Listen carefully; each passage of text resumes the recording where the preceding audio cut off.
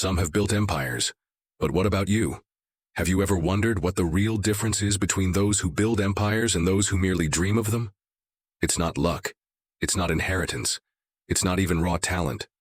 The real difference is an internal code, a habit simple enough to practice in 7 days, but profound enough to transform the destiny of any man or woman who adopts it with conviction.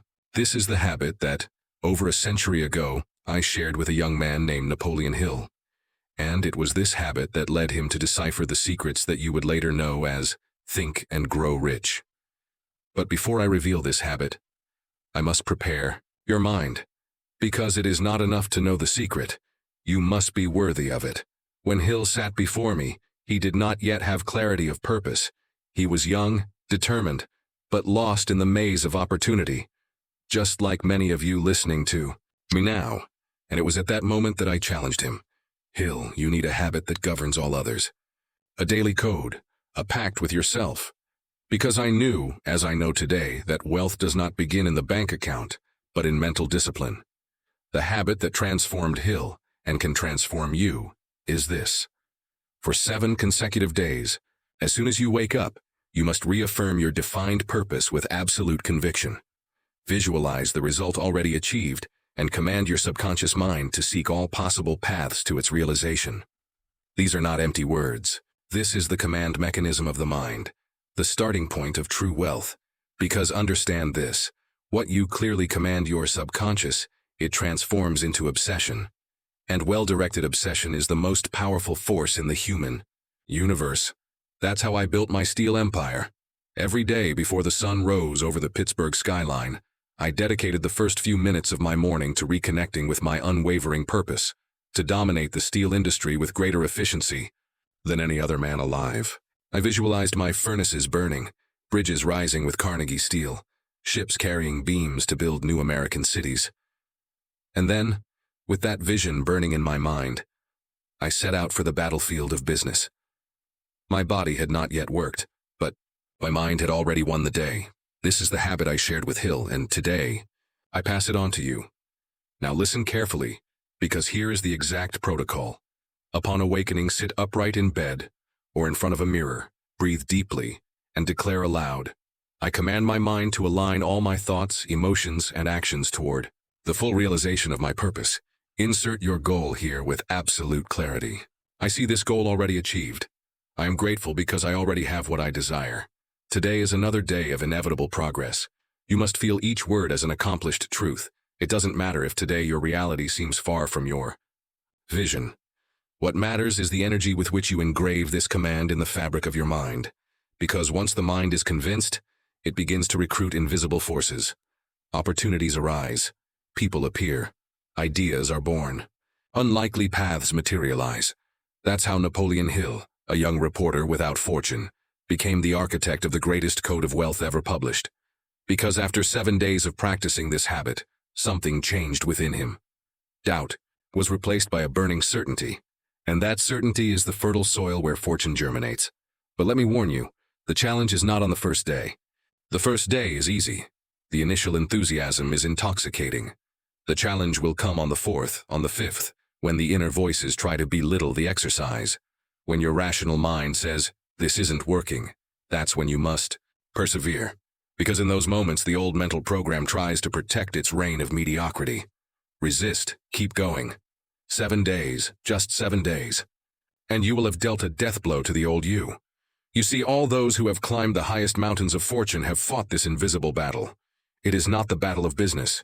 It is the battle against your own mental complacency. And the only army that can fight for you is daily discipline.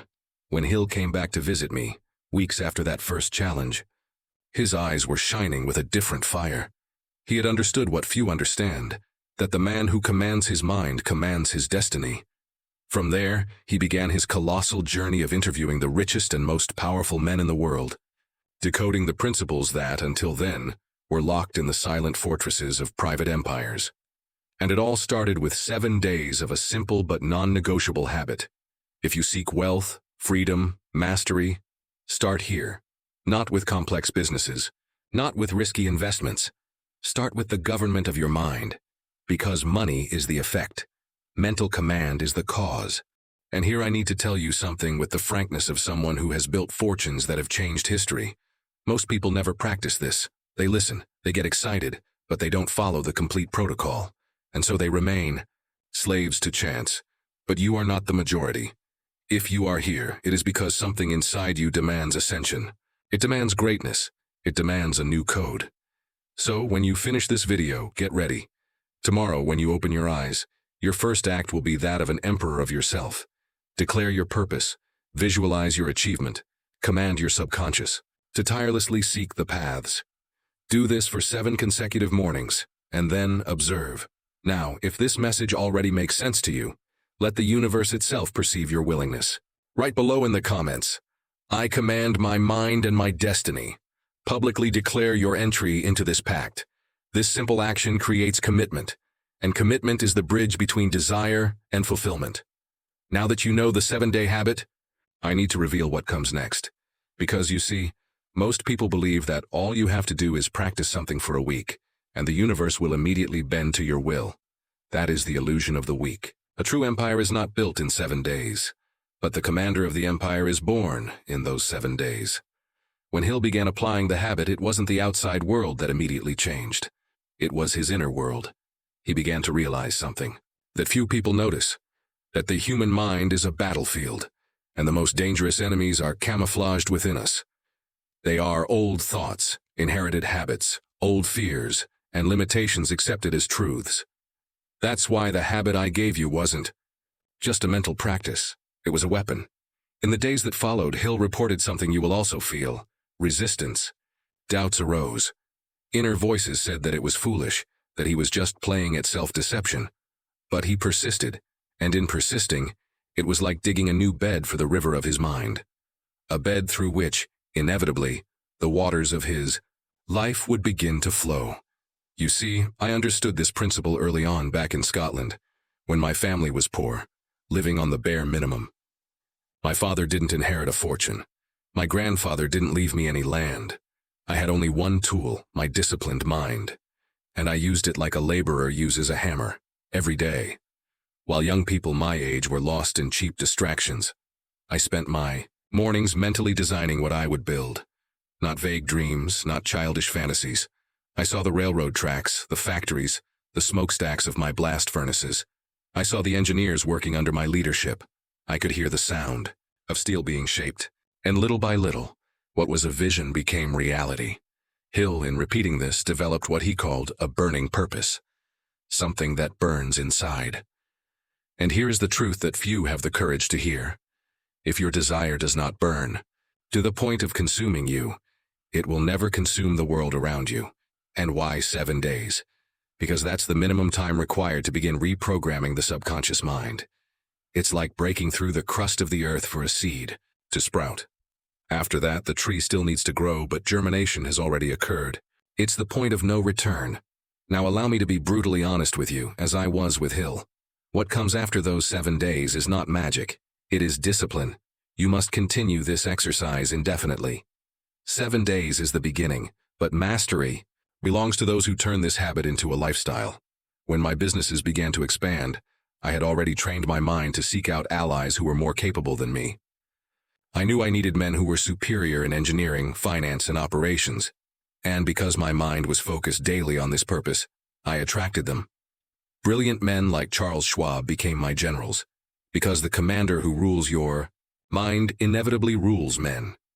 Hill understood this same principle and codified it in what he called the Master-Mind Alliance. He realized that the individual mind, however powerful, finds its true power in alliance with other minds aligned with the same purpose. And here's something interesting. This would not have been possible without the first 7-day habit, because only a clear mind attracts clear minds. Only a leader with vision attracts other visionaries. That's why I say to you, when you finish your first week, start the second phase. Start looking for your allies, people who share your vision or who have complementary skills. With them, you will form the foundation of your empire. But be careful. Don't seek companionship for friendship. Seek it for excellence. Stay away from the weak-minded, from those who sabotage their own destiny. Surround yourself with men and women who have discipline, character, and honorable ambition. Because, as I once revealed, the secret of my success was to surround myself with men smarter than me. And here is the next command I will give. You will write down on a piece of paper, in your own handwriting, the names of the 5 people you spend the most time with today. Ask yourself, coldly, are these people lifting me up or holding me back? If the answer is no, you already know what you need to do. The choice of your allies is a matter of destiny. Now understand an essential point that I also revealed to Hill, but which few truly grasp. Fortune is not just accumulated money. True wealth is the power to make decisions. It is the freedom to choose your projects, your schedule, your allies, your paths. Money is just a tool. The commander of the mind controls money, time, and destiny. That is why, even when I had already accumulated billions in today's currency, I still maintained the same daily habit of mental command. Because the mind that builds an empire is the same mind that can destroy it if neglected. And now I want to give you a second exercise, which Napoleon Hill also received from me after the first 7-day cycle. Every night, before going to sleep, mentally review what you did that day to advance toward your purpose. If there are failures, acknowledge them and correct the plan for the next day. If there are victories, even small ones, give thanks and reaffirm your mastery. This simple nighttime ritual, combined with the morning habit, creates a complete cycle of mental recalibration. You start the day with vision and end the day with evaluation. This is how an empire builder operates. Now, before we go any further, I want you to comment below. I choose my allies wisely. This is the second public commitment we have made together. Don't underestimate the power of these public statements. They materialize your decision before the universe itself. When Hill finished the second cycle, something extraordinary began to happen. He reported that, in an almost inexplicable way, he began to cross paths with the right people, the right opportunities, and the ideas that had previously seemed unattainable. This was no coincidence. It was the cumulative effect of a mind aligned with purpose. You see, there is a universal law that governs all great achievements. A mind attracted to the right purpose transforms the invisible into the visible. When you plant the seed of conscious decision, the ground around you begins to be cultivated by forces that many call chance, but I call intentional synchronicity. But now I need to prepare you for the third phase, the most critical, the field of adversity. There is no journey to empire without trials. When I started out in the business world, I didn't even own a single share. I started out as a messenger. My job was simple: deliver mail, take messages, be the silent intermediary between men who talked about millions while I wrote down pennies. But while they talked, I listened. And while I listened, I recorded every detail in my mind with fierce discipline. Over time, I understood the secret hidden in adversity. It is a natural filter that selects those who deserve to lead. Many give up at the first obstacle. Others settle for small initial victories. But the true builder moves forward while others retreat. Every crisis is, in fact, a sieve. Those who pass through it move up a step. Those who fear it remain on the plane of mediocrity. Napoleon Hill faced his own adversities. For years he was discredited, doubted, ignored by many of those who, ironically, would later seek his teachings. He understood that adversities are disguised teachers, sending precious lessons to refine character, sharpen vision, and strengthen discipline. Therefore, I command you now, during your 7 days of practice and beyond, greet each obstacle with the question I have always asked myself: what is the lesson hidden here? Because there always is one. And the man who quickly deciphers life's lessons moves with a speed that seems supernatural to the eyes of others. Now let's make one thing absolutely clear. Wealth without emotional control is ruin disguised as success. You can accumulate millions, but if you don't master your emotions, you will be a slave to the tides of the market, the moods of your partners, and the criticism of society. Look at what I have always practiced: absolute emotional control in negotiations, decisions, and conflicts. Calculated coolness, rational analysis. I have never negotiated in anger. I have never made decisions in the heat of vanity. My empire of steel was built on the solid rock of self-control. That is why I now introduce the third pillar of your daily habit: training in emotional self-control. After making your morning declaration of purpose, take a deep breath and repeat to yourself: today, nothing external will control my emotions. I am the absolute master of my inner state. No criticism will shake me. No praise will intoxicate me. I rule myself, and therefore, I rule my destiny. As the days go by, you will notice how this small adjustment creates an invisible shield around you. While others will be shaken by news, momentary losses, gossip, or external pressures, you will walk steadily, unshaken. And it is because of this attitude that others will want to follow you. Because, my friend, leadership is not begged for.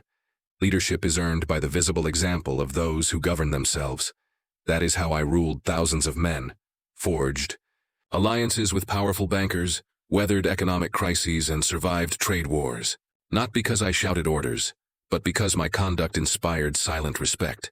Hill understood this, and when, years later, he wrote Think and Grow Rich, every word carried this philosophy, that a trained mind, a burning purpose, and emotional self-control are the true pillars of empire. Now, I will reveal to you a hidden phenomenon that few people know about. After about 21 days of practicing this complete habit, purpose, visualization, self-control, and nightly evaluation, you will notice an almost physiological change. Your mind will begin to spontaneously seek solutions, connections, and strategies aligned with your goal. It's as if a second intelligence, which has always existed within you, has finally awakened. Some call it keen intuition. I call it trained higher intelligence. It was this ability that allowed me to predict market movements with frightening accuracy. Not by magic, but because my mind was already working 24 hours a day on the strategic map of my empire. While I slept, it solved problems.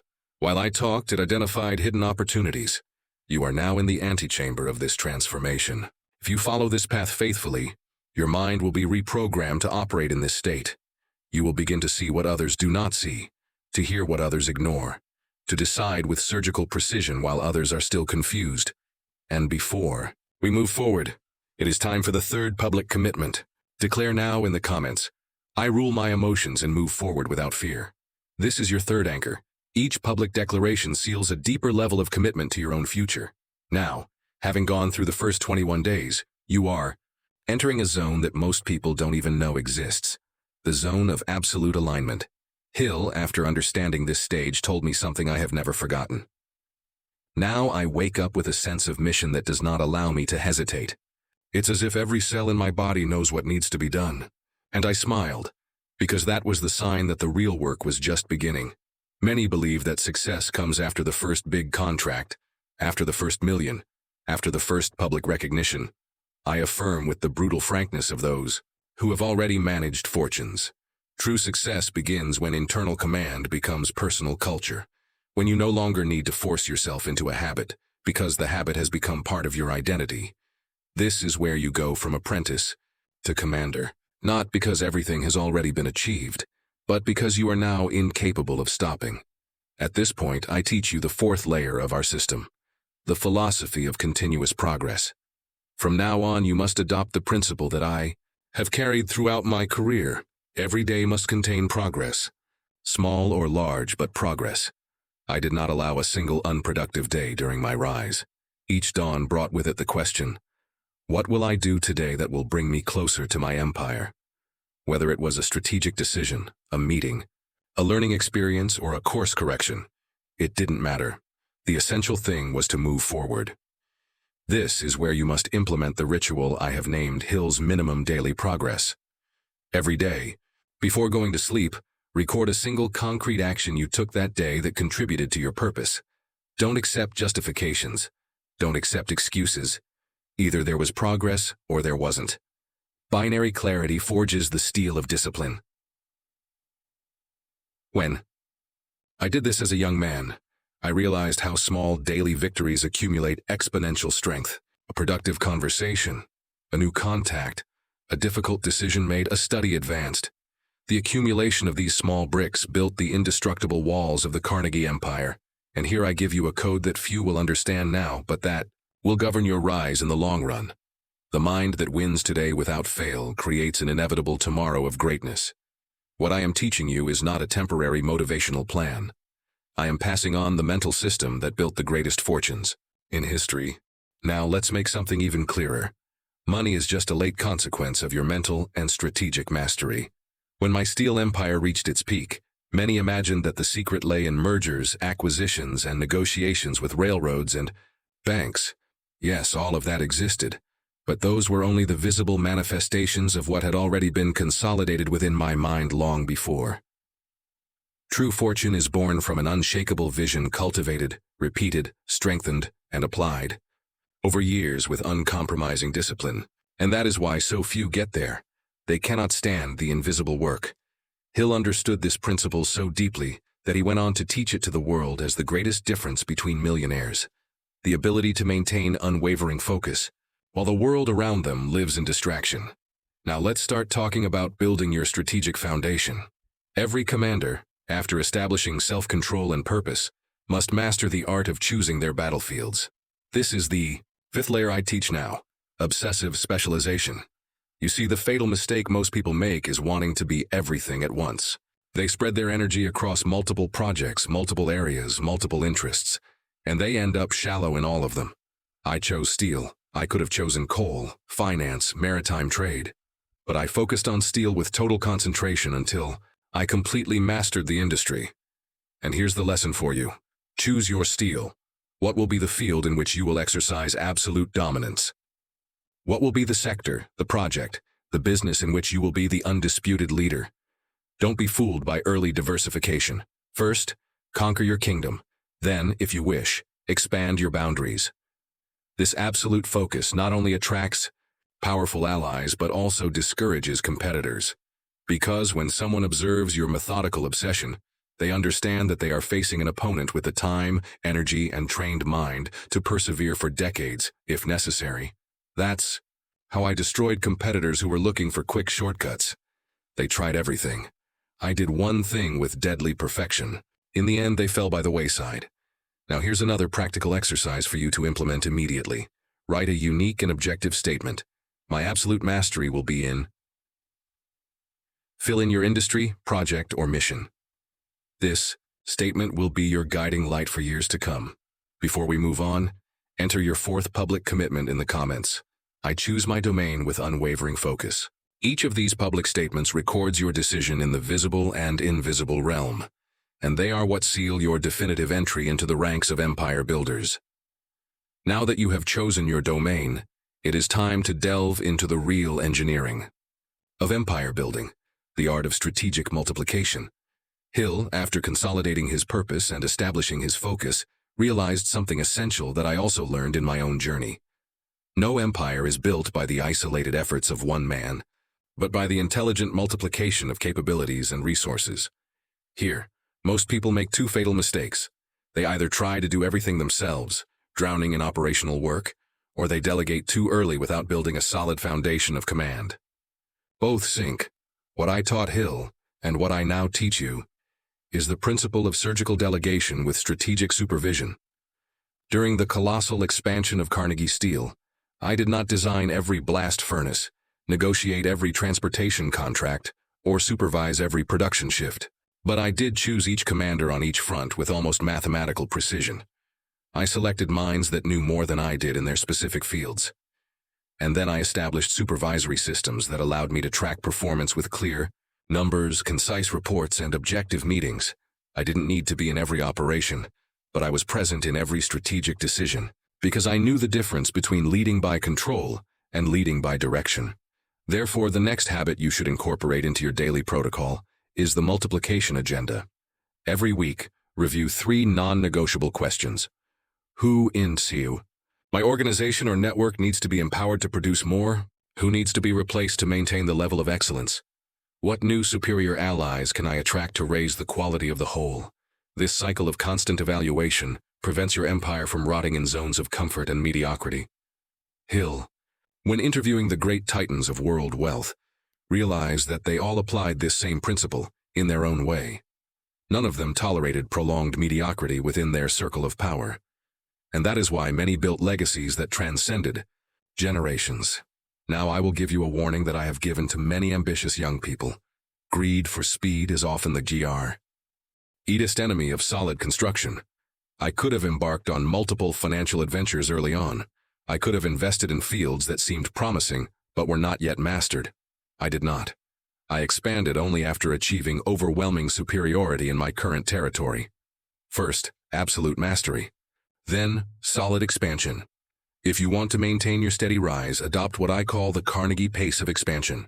Expand only when your foundation can support the weight of the next layer without risk of collapse. Hill called this long-term vision with aggressive patience. Aggressive patience is not slowness. It is constant yet meticulously calculated movement. Now, I introduce another critical layer of your mental reprogramming: legacy visualization. Every day, as you finish your morning ritual, take 60 seconds to visualize what your empire will look like in 10, 20, and 50 years. Visualize the buildings, the institutions, the men and women who will carry on what you started. Because a true empire does not end with its creator. It transcends its existence. It was with this vision that I built libraries, universities, foundations, and institutions that, more than a century later, still educate, finance, and uplift millions of people. Wealth, when directed toward the common good, transcends time and engraves the name of its creator in eternity. As I have already stated, the man who dies rich dies miserable, but he who distributes wealth wisely lives forever in the memory of mankind. Hill, after understanding this, didn't just write a book. He created a manual for transformation that still guides entire generations in the art of prospering with honor. And it all started with that 7-day habit you are now applying. Now, at this exact point in your journey, you have already accumulated a non-negotiable purpose, absolute control over your mind and emotions, a surgical focus on your domain, a relentless strategy for multiplication and excellence, and a legacy vision that guides your movements. But there is still one final force, an invisible element that propelled my fortune and will propel yours, if activated correctly. Strategic philanthropy. Don't confuse philanthropy with foolish charity. I never threw coins at the poor to ease my conscience. Money should not sustain weakness but build capacity. Libraries, schools, scholarships, research institutes, these have been my philanthropic weapons. And why is this essential? Because, at the height of your rise, you will realize that real power does not lie in what you accumulate, but in what you sow. This is the supreme principle of the empire-building mind. Transform fortune into the elevation of civilization. So start now to mentally set aside a percentage of your future profits for projects that will have a real impact. Not for public vanity, but for building platforms that multiply talent, opportunity, and wisdom. And before we go on, reaffirm your fifth public commitment. I will build not only wealth but a legacy that uplifts. Each of these statements is a milestone on the invisible road to your empire. Now we have finally reached the threshold where few truly remain.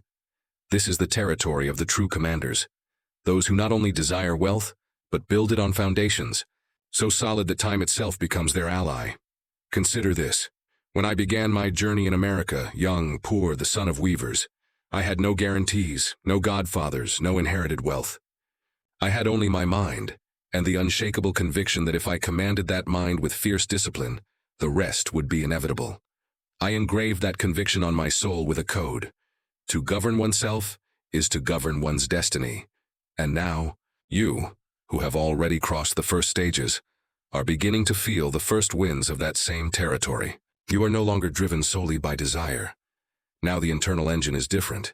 It is a growing certainty that while others are still hostage to doubts and distractions, you are already walking the path of those who command.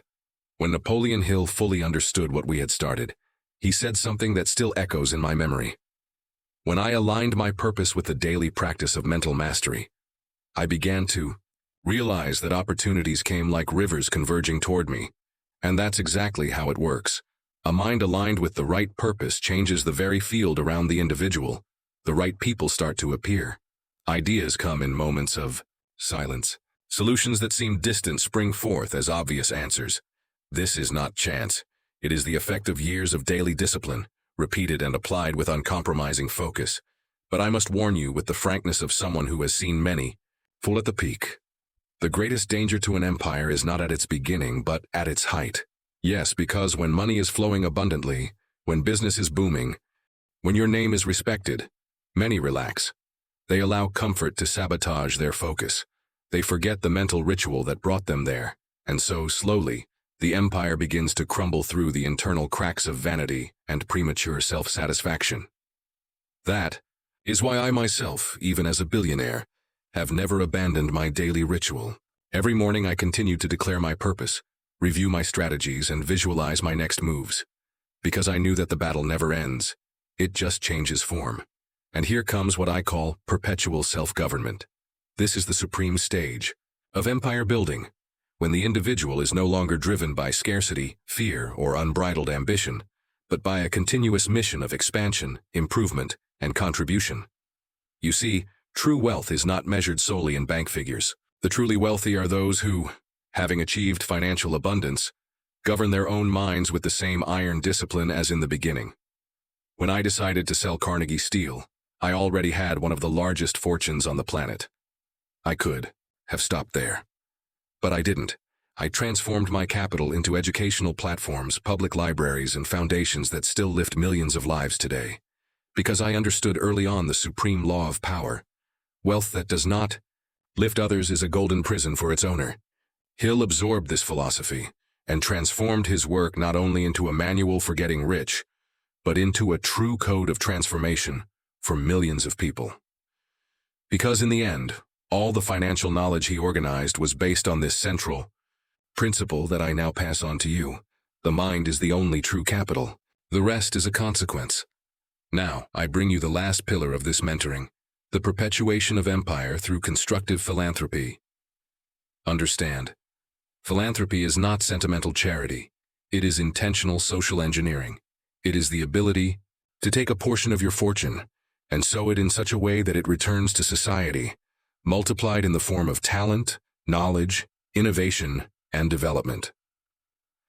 That is why I built libraries and universities, not to feed my ego, but to nurture generations of young people who, without these resources, would never awaken their hidden potential.